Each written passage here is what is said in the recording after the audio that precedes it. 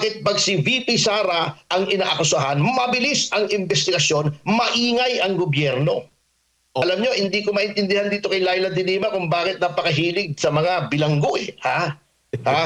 Etong, eto dati may Jonel, ngayon naman Ramil naman.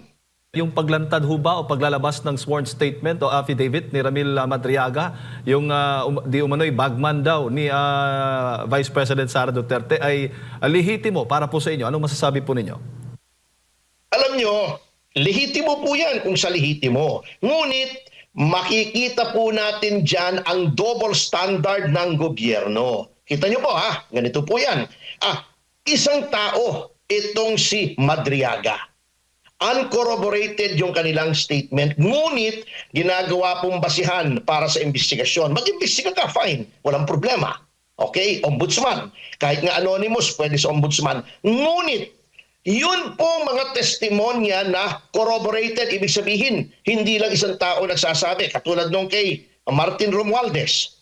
Una, sinabi ng mga diskaya na sinabi sa kanila ni Saldico na yung pera ay kay Romualdez. Okay, uncorroborated yun. Walang nagsasabi kung totoo yun o hindi. Ngunit, lumabas si Gutesa. May sworn statement din na nagsasabing nag-deliver siya ng mali-malitang pera sa bahay ni Speaker Romualdez. So, corroborated na yung statement under oath sa Senado ng mga diskaya. Then, yung binabanggit na nagsabing ang pera ay para kay Speaker Romualdez, yung si Saldico, lumabas din na bagamat hindi ito sinumpaang salaysay, salaysay pa rin. Identified ang tao at nagbibigay ng detalye na talagang may pera na hindi lamang para sa speaker, kundi para sa Pangulo ng Pilipinas. Yung nakaupo ngayon, si Ginoong Marcos, bakit ito? Corroborated, hindi iniimbestigahan. Bakit pag si VP Sara ang inaakusahan, mabilis ang investigasyon, maingay ang gobyerno? Opo, considering din na nakakulong po itong si Ramil Madriaga, attorney, yung kredibilidad po niya. Anong masasabi po ninyo? Opo, at alam niyo po, hindi lamang yan. Kita nyo, nagwi-witness tampering na itong mga tao sa gobyerno. Dinalaw na siya ni ngayon ay Congresswoman Laila de Lima. Alam nyo, hindi ko maintindihan dito kay Laila de Lima kung bakit napakahilig sa mga bilanggo eh.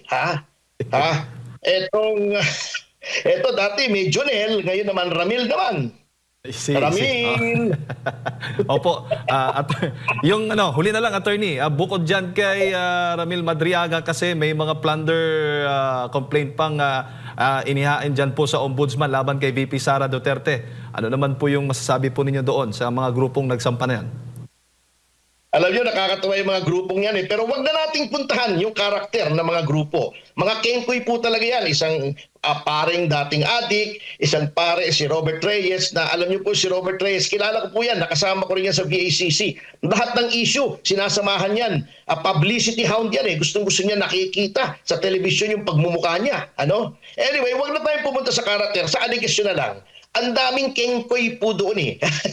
Unang-una yung sinasabi nilang 1 bilyon na nakalagay sa isang van. Physically impossible po yun eh. Ewan ko yung mga iba na pamilyar kung gaano karami yung 1 milyong piso na nakabundle, i-multiply nyo yun by 1,000 because 1 billion is 1,000 million. Tignan nyo kung kakasya sa isang van yun. Number 2, sinasabi niya nitong affidavit na yun daw pera ay ginagamit. Gagamitin daw, nagpa-fundraising para sa pagtakbo ni Sara Duterte sa pagkapangulo. Noong 2022. Alam nyo, wala pong balak si Sara Duterte. I know that for a fact na tumakbo. Biglaan lang po yan. Hindi po kailangan mag-raise ng funds kung ikaw ay wala namang balak tumakbo ng Pangulo na sinasabi sa affidavit na Madriaga. Number 3, hindi po kailangan ni Sara Duterte ng pera kung tatakbo siya. Incumbent at the time ang kanyang ama. She has equity of the incumbent. Mabilis na makakuha ng pondo si Sara. Number 4, yung sinasabing si Man Scarpio mismo, yung mag-asawa, nag-aayos ng logistics, yung pag-distribute ng shabu. Napakahirap po yan. Paniwalaan yun. Alam nyo, pati yung sinasabing classmate na si Sara Duterte. Noong panahon nyo, mag-classmate sila, 12 years old lang pala si Sarah. Alam niyo, all of these things taken together, at hindi lang po yan, maraming hindi ko na po kikwento at maubos po yung inyong panahon. Pag tinignan niyo yung affidavit, matatawa po talaga kayo sa inconsistencies at sa incredibility. Alam niyo po, merong merong provision sa law o principle sa law na testimony must not only come from a credible witness. It must be credible in itself. Ito, incredible na nga yung witness, incredible pa yung testimonya. Saan tayo pupunta? Kunin na lang nating prosecutors, Incredible Hulk. Oo, last na lang talaga. Follow up lang doon kay Madriaga. Attorney, may possibility ba kayong nakikita ba na gawing state witness itong si Ramil Madriaga laban kay VP Sara? Maari po yan. Alam niyo, anything is possible kapag ang pinag-usapan na natin ay itong ombudsman. Sapagkat ang ombudsman po natin anything is possible din yan. Sapagkat kung susundin ang batas, hindi dapat na-appoint yan. Pero binraso nila yan, pinilipit nila yung batas para ma-appoint yan. In other words, ang ombudsman, since pinilit lang siya ng Malacanang, ang utang na loob niya, he is beholden to Malacanang. He will do whatever Malacanang says. At yung sinasabi ng Malacanang na wala silang kinalaman dyan, may principle din po sa law na kung sinong makikinabang sa isang act, sa isang pangyayari, siya yung presumed na gumawa ng pangyayari. Halimbawa ako, halimbawa isang tao, meron siyang karibal sa pag-ibig at may nangyari doon sa kanyang karibal, sino makikinabang? Siya. May presumption na siya ang gumawa. Ganito rin po, sino ba makikinabang kapag na-disqualify, na-prosecute, na-impeach si Pangalawang Pangulong Sara Duterte? Siyempre, yung tao na papalit sa kasalukuyang presidente sapagkat natatakot na po itong administrasyon na kapag ang pumalit po kay Pangulong Marcos ay hindi nila kontrolado, ay katakot-takot na pagpapaliwanag sila sa hukuman sapagkat napakarami po nilang krimen ginawa dito sa kasalukuyang administrasyon. Patong-patong po yan. Alright, Attorney, siguro huling mensahe po ninyo, Christmas message po ninyo sa ating mga kababayan. Malapit na po yung Pasko. Tayo po ay manalangin, mga kasama. Sapagkat, alam nyo, ayaw po natin ng gulo.